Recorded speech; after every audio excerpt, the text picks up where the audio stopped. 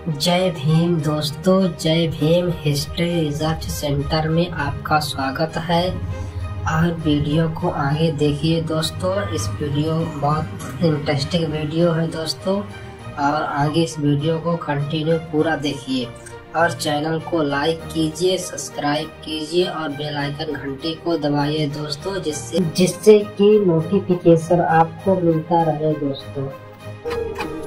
दोस्तों यदि आज हमारे पास साधारण सी दिखने वाली घड़ी नहीं होती तो आज के आधुनिक समय में भी हमारा जीवन बहुत ही मुश्किलों से भरा होता। इतना ही नहीं, आज के समय में जो चीजें एक एक सेकंड के हिसाब से चल रही हैं, जैसे रेलगाड़ी का समय, जहाज का समय, ये सब कुछ संभव नहीं हो पाता।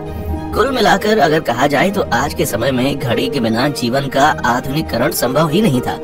लेकिन क्या आप जानते हैं कि इतने महत्वपूर्ण यंत्र घड़ी का आविष्कार किसने, कब, कहां और कैसे किया? अगर नहीं तो बने रहिए इस वीडियो में प्राचीन काल से लेकर आज तक घड़ी के आविष्कार का दिलचस्प इतिहास जानने के लिए। दोस्तों आपको बता दें कि इस वीडियो को बनाने में हमें बहुत समय लगा है और शायद ये ऐसी कंप्लीट जानकारी आपको किसी और YouTube चैनल पर मिले। इसलिए आपसे गुजारिश है कि वीडियो को लाइक करें और चैनल को सब्सक्राइब करके इसे अपने दोस्तों के साथ भी शेयर जरूर करें। चलिए शुरू करते हैं। आपको बता दें कि वर्तमान समय में इस्तेमाल की जाने वाली घड़ी का एक बार में आविष्कार नहीं हुआ था।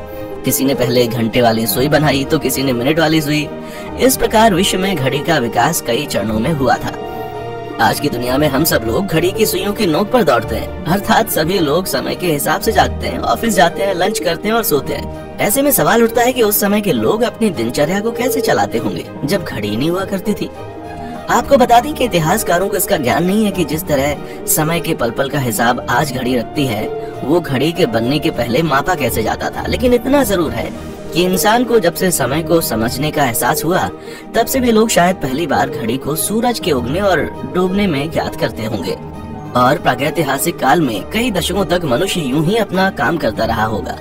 इंसान रात और दिन के समय का आभास करता रहा होगा और अनुमान लगाता रहा होगा कि अब दिन के या रात का पहला पहर खत्म हो गया है और दूसरा शुरू होने वाला है। फिर जैसे जैसे इंसानों में बुद्धि का विकास हुआ, समय को मापने की उसकी जिज्ञासा और बढ़ती चली गई, जिसके चलते लोग सूरज की दिशा को देखकर ही समय का अनुमान लगाना शुरू कर देते थे। ऐसी विधि का प्रचलन प्राचीन काल से होता आ रहा है, जिसमें आकाश में सूर्य के घूमने के कारण किसी पत्थर या लोहे के स्थिर टुकड़े की परछाई की गति में होने वाले बदलाव के द्वारा समय का अनुमान निकाला जाता था। सूर्य घड़ी देखकर समय का लगभग अनुमान लग जाता था, लेकिन ये घड़ी उस समय काम नहीं कर पाती थी जब बादल होते थे। इसका इस्तेमाल प्राचीन मिस्र की सभ्यता में किया जाता था। ये भी कहा जाता है कि सूर्य घड़ी वैज्ञानिक रूप से समय की गणना करने वाला पहला आविष्कार था। हालांकि इसमें कुछ कमियां थीं, जिसके लिए फिर दूसरा साधन ढूंढने की जरूरत महसूस हुई और इसी जरूरत के चलते कई सदी के बाद समय जानने के लिए जल घड़ी का आविष्कार हुआ था, जो कि चीनी और भारतीय लोगों द्वारा आज से लगभग 3000 वर्ष पहले बनाया गया था। भारत में बनी घड़ी को घटिका यंत्र कहा जाता था। हालांकि समय के साथ ये विधि मिस्रियों, यूनानियों एवं रोमनों को भी मालूम हो गई।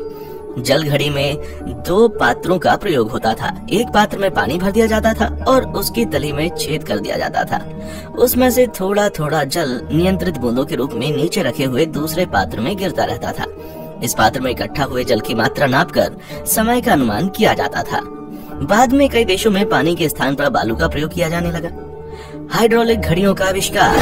आपको बता दें कि ईसा से 3 सदी पहले यूनान के रहने वाले आर्किमिडीज ने बोवा फोर्स की खोज कर ली थी, जिसके बाद उन्होंने हाइड्रोलिक घड़ी का आविष्कार किया था। उन्होंने पानी में एक तैरने वाला इंडिकेटर डाल दिया था और बर्तन के साथ 1 मीटर लगा दिया था। फिर जैसे जैसे पानी की बूंदों से बर्तन में पानी बढ़ता गया तो मीटर के जरिए समय का पता लग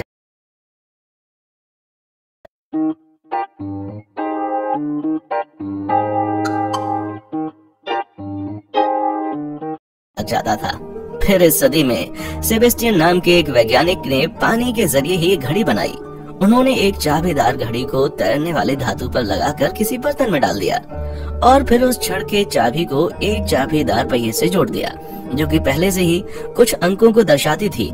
फिर जैसे जैसे पानी की एक एक बूंद गिरती गई, वो छड़ को ऊपर उठाती गई, जिससे पहिया धीरे धीरे घूमता और इस तरह समय का पता लगाया जाता था। आपको बता दें कि फिर इसी तरह जल का प्रयोग करके कई सदियों तक कई देशों में वाटर क्लॉक टावर बनाया गया और बहुत सी जगहों पर इसी पानी का प्रयोग करके उसमें घंटी भी लगाई गई, जिसके सबूत आज से लगभग 2500 साल पहले प्राचीन यूनान में मिलते हैं। यूनान यानी ग्रीस में पानी से चलने वाली अलार्म घड़ियां बनाई गई थीं, जिसमें पानी के गिरते स्तर के साथ तय समय बाद घंटी बज जाती थी। ये उस समय में एक बहुत ही बड़ा आविष्कार हुआ करता था। फिर 9वीं सदी में इंग्लैंड के एल्फ्रेड महान ने मोमबत्ती द्वारा समय का ज्ञान करने की विधि का आविष्कार किया। उन्होंने एक मोमबत्ती पर लंबाई की और समान दूरियों पर चिन्ह अंकित कर दिए। फिर मोमबत्ती के जलने पर सभी चिन्ह तक उसकी लंबाई के पहुंचने का निश्चित समय दर्ज कर लिया जाता था। आधुनिक घड़ी के आविष्कार पर विवाद। आधुनिक घड़ी के आविष्कार के बारे में जानने से पहले आपको ये बताना बहुत जरूरी है कि इसका भी आविष्कार एक बार में नहीं हुआ। दरअसल पहले घड़ी की सिर्फ घंटे वाली सुई हुआ करती थी, फिर कुछ समय बाद मिनट वाली सुई और फिर सेकंड्स वाली सुई आ गई। यही वजह है कि आधुनिक घड़ी के आविष्कार को लेकर कई तरह के विवाद हैं। इतिहास और मीडिया रिपोर्ट्स के मुताबिक घड़ी के आविष्कार का श्रेय पोप सिल्वेस्टर द्वितीय को जाता है, जिन्होंने सन 996 ईस्वी में यांत्रिक घड़ी का आविष्कार किया था।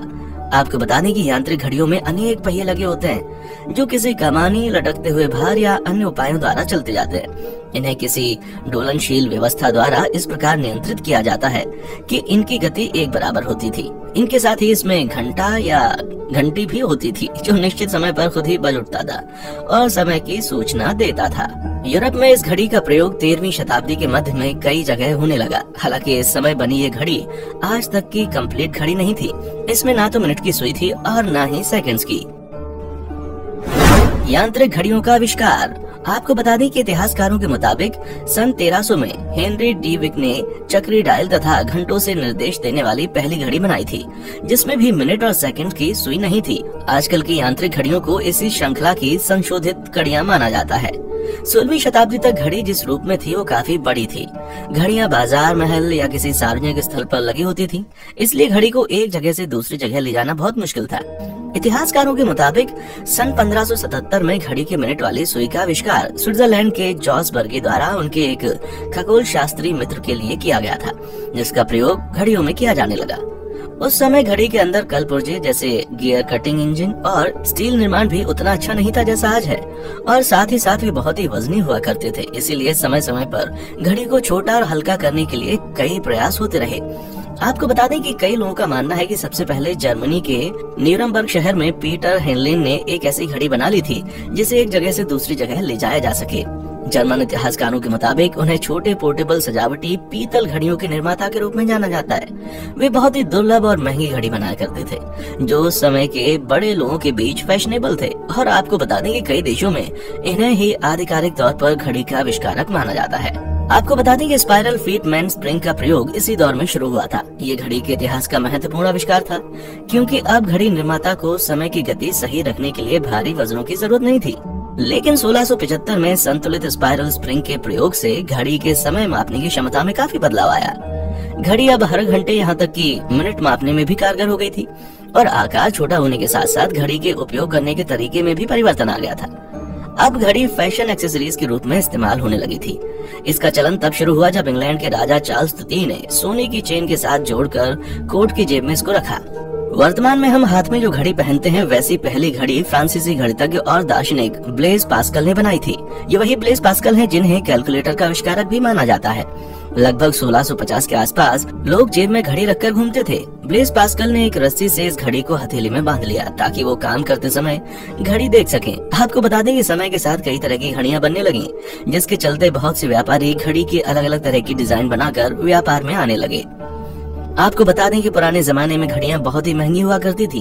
इसे हर कोई नहीं खरीद सकता था, इसलिए 18वीं सदी में कई राजाओं द्वारा अपने क्षेत्रों में समय देखने के लिए बड़े बड़े क्लॉक टावर बनवाए गए, जिसमें बड़ी बड़ी घड़ियां लगी होती थी, और ये टावर किसी ऐसी जगह पर होते थे जहां से लोगों को समय देखने में आसानी हो। उदाहरण के तौर पर आप लखनऊ और देहरादून के घंटा घर को देख सकते हैं।